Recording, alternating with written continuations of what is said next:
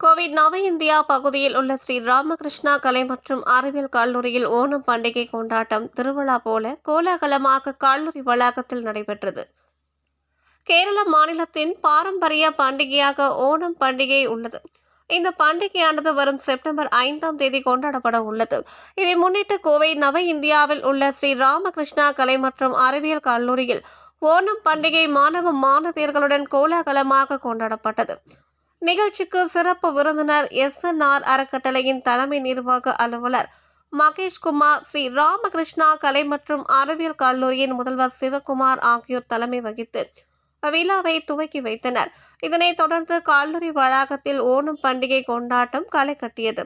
மாணவ மாணவிகள் கேரள மாநிலத்தின் பாரம்பரிய உடையணிந்து கல்லூரிக்கு வந்திருந்தனர்.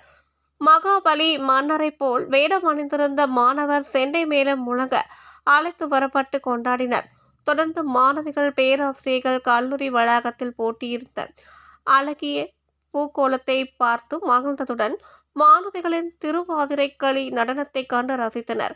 ஓணம் பண்டிகையின் புராண நிகழ்வை நம் கண் முன்னே கொண்டு வந்து நிறுத்தியது போல மகாபலி மன்னரை போல் வேடம் அணிந்திருந்த மாணவருடன் மாணவர்கள் குழு புகைப்படம் எடுத்து மகிழ்ந்தனர். இதைத் தொடர்ந்து அனைவருக்கும் கேரளாவின் பாரம்பரிய சுவைமிக்க பாயாசம் வழங்கி ஒருவருக்கொருவர் தங்களது மகிழ்ச்சியை பரிமாறிக்கொண்டனர். அதைத் தொடர்ந்து மாணவ மாணவிகளின் கண்கவர் நடன நிகழ்ச்சி நடைபெற்றது.